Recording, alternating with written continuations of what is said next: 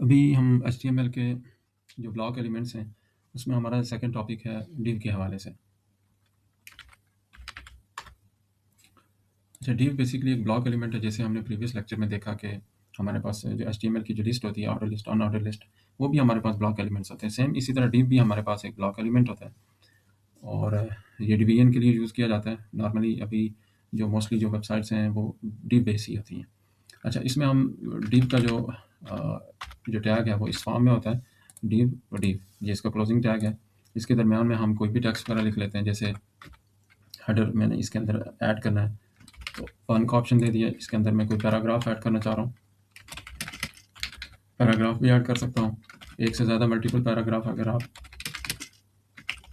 बनाना चाह रहे हैं तो वो भी हम बना सकते हैं। तो ये div का टैग है और ये बेसिकली हमारे पास ये भी एक ब्लॉक एलिमेंट है। और अगर हम इसको ब्लॉक एलिमेंट से क्या मुराद है, आप ये देखिएगा, ये 1 है और मैं इसको कॉपी कर लेता हूँ, एक और div एलिमेंट ले लेता हूँ यहाँ पे और इसको मैं हेडिंग दे देता हूँ 2। अब ये मेरे पास 2 div हैं और इनमें आप ये देखिएगा कि ये हर दफ़ा हमारे पास एक नया ब्लॉक बनाते हैं। ये देखिए, ये फर्स्ट और ये सेकंड, मीन्स के हालांकि इसके पास आगे बहुत सारी जगह है, लेकिन इसको होना ये चाहिए कि ये 2 वाला जो ब्लॉक है ये यहाँ पे हो। लेकिन चूँकि होता ही ब्लॉक एलिमेंट है तो हर दफ़ा एक नया ब्लॉक बना देता है, एक नई रो यानी कि एक नई स्पेस के बाद जो है वो ऐड हो जाता है।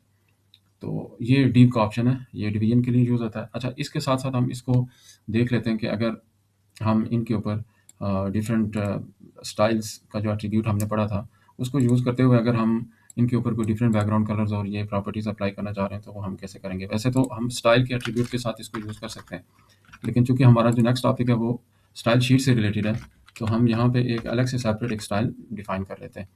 अच्छा, इस स्टाइल में हम ये डिफाइन करेंगे कि हमारा ये जो टॉप वाला div है इसका बैकग्राउंड कोई और हो, इसका और इसका डिफरेंट हो, यानी कि दोनों का बैकग्राउंड कलर हम डिफरेंट करना चाह रहे हैं। हमारे पास 2 ब्लॉक्स हैं, इनके 2 div हैं और दोनों का बैकग्राउंड कलर हम डिफरेंट रखना चाह रहे हैं। तो उसके लिए हम क्या करेंगे, यहाँ पे हमने एक स्टाइल को डिफाइन किया, स्टाइल शीट। ये इंटरनल स्टाइल शीट का स्ट्रक्चर है कि अगर हम इंटरनल इस पेज के लिए कोई स्टाइल शीट बनाना चाह रहे हैं तो तब हम ये स्टाइल का जो एलिमेंट है वो इस तरह से यूज़ करेंगे। हमने डायरेक्टली div को भी कॉल कर सकते हैं, यानी कि जो बेसिकली हमारा ये जो टैग है या जो सेलेक्टर है या जो एलिमेंट है div, इसको मैंने डायरेक्टली यहाँ पे कॉल किए और इसको यहाँ पे ये हमारा ये समझ लेंगे टैग है, इसको यहाँ पे हमने कॉल किया, उसके आगे इसकी बॉडी की ब्रैकेट्स हैं और इस जगह पे हमने जो स्टाइल, जिस तरह हमने इसके इन लाइन के अंदर यहाँ पे एट्रीब्यूट्स के तौर पे जब हमने स्टाइल को यूज़ किया था तो हमने जिस तरह उसकी प्रॉपर्टीज़ और वो चीज़ें लिखी थी, तो सेम उसी तरह यहाँ पे भी हम लिखेंगे। मैं इसका बैकग्राउंड कलर डिफाइन कर लेता हूँ, मैंने रेड कर लिया। तो अब इस सूरत में क्या होगा कि हमारे पास ये जो div एलिमेंट या div का जो टैग है वो जिस जिस जगह पे भी यूज़ होगा उसका बैकग्राउंड कलर जो है वो रेड हो जाएगा। अब हमारे पास 2 div थे और दोनों का देखें बैकग्राउंड कलर हमारे पास रेड आ रहा है और ये कंप्लीट देखें विड्थ को ले रहा है, यानी पेज की जो कंप्लीट विड्थ है उसको ले रहा है। इसलिए ये हर दफ़ा एक नया ब्लॉक बनाता है क्योंकि ये विड्थ कंप्लीट लेता है। ये अगर आप इसको हम इस div का बैकग्राउंड अलग से करना चाह रहे हैं और इसका अलग से करना चाह रहे हैं तो उसके लिए हमारे पास एक ऑप्शन है कि हम यहाँ पे या तो थ्रू क्लास या थ्रू आईडी के हम इसको क्या कर सकते हैं, सेपरेट कर सकते हैं। हम एक क्लास डिफाइन कर लेते हैं जी कि 1 और सेम इसी तरह एक क्लास डिफाइन कर लेते हैं 2। अच्छा, जब भी आपने स्टाइल शीट के लिए या स्टाइल के लिए हम कोई क्लास डिफाइन करेंगे सेपरेटली तो उसके शुरू में हमने डॉट का एक साइन लगाना है और साथ ही हमने क्लास का नेम दे देना है और आगे सारी प्रॉपर्टी सेम है। इसी तरह यहाँ पे भी हमने कर लिया। अब इसका बैकग्राउंड कलर फर्स्ट वाले का रेड है और सेकंड वाले का मैं ग्रीन कर लेता हूँ। अब क्या होगा कि अब चूँकि div से कॉल नहीं हुआ, डिफरेंट हमने एक 2 क्लासेस बनाई हैं तो यहाँ पे हमने इनकी क्लासेस का रेफरेंस देंगे, यहाँ पे स्पेस देंगे, इसका एक एट्रीब्यूट यूज़ करेंगे क्लास का और इसका 1 और इसका भी एट्रीब्यूट हम क्लास वाला यूज़ करेंगे और इसको हम 2 कर देते हैं। 2 क्लासेस डिफाइन किए हैं, दोनों का बैकग्राउंड कलर हमने डिफरेंट रखा हुआ है। इसको आके हम रिफ्रेश करते हैं। अब आप देखें टॉप वाले का रेड है, नीचे वाले का ग्रीन है। तो इस फॉर्म में हमारे पास क्या हुआ कि 2 डिफरेंट इनके ऊपर हमने स्टाइल्स अप्लाई किए हैं और स्टाइल को यहाँ पे हमने हेडर पोर्शन के अंदर एक इंटरनल स्टाइल शीट के तौर पे यहाँ पे कोड को जनरेट किया। डायरेक्टली एलिमेंट के थ्रू हमने देख लिया कि अगर हम यहाँ पे div लिखेंगे और सारों के ऊपर जितनी भी पेज के अंदर जहाँ जहाँ पे भी div होगा उसका बैकग्राउंड कलर सेम हो जाएगा। लेकिन अगर हम सेपरेट करना चाह रहे हैं, सबको अलग से करना चाह रहे हैं, तो तब हम थ्रू क्लास भी कर सकते हैं, थ्रू आईडी के भी कर सकते हैं।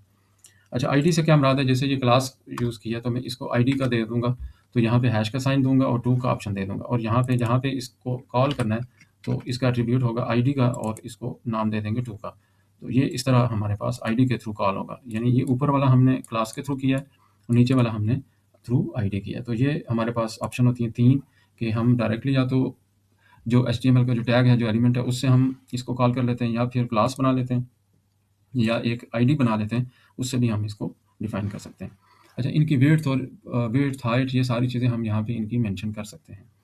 अब जैसे हमारे पास इसका बैकग्राउंड कलर रेड है और फॉन्ट कलर में इसका वाइट कर लेता हूँ, तो क्या होगा कि हमारे पास जो टॉप वाला है इसका फॉन्ट कलर जो है वो वाइट हो जाता है। तो इस तरह से हम इनकी जो CSS की जितनी भी हमारे पास जो इसके स्टाइल्स होंगे, वो हम यहाँ पे या थ्रू डायरेक्टली एलिमेंट के थ्रू सेलेक्टर लेंगे, या फिर हम क्लास का सेलेक्टर लेंगे, या हम आईडी का सेलेक्टर लेंगे। तो ये 3 ऑप्शंस थी जिनके थ्रू हम बेसिकली स्टाइल शीट के अंदर काम करेंगे। और साथ ही आपको ये भी पता चल गया कि हमारे पास जो div का टैग है, वो बेसिकली एक ब्लॉक एलिमेंट होता है और उसमें हर दफ़ा एक नया ब्लॉक बनाता है। वो हम बाद के लेक्चर्स में देखेंगे कि अगर हम इसको ब्लॉक से तोड़ के, यानी हमारे पास चूँकि विड्थ बहुत ज़्यादा है, तो हम इसको भी इसके साथ ही एडजस्ट करें, तो उसके लिए हम क्या-क्या प्रॉपर्टीज़ और कौन-कौन सी चीज़ें यूज़ करेंगे। तो ये हमारे 2 एलिमेंट्स हो गए हैं इसमें। देख लिया हमने पिछले लेक्चर में लिस्ट के हवाले से, वो भी ब्लॉक था, और यहाँ पे हमने देख लिया कि div जो है ये भी ब्लॉक एलिमेंट्स हैं, इनको भी हमने देख लिया।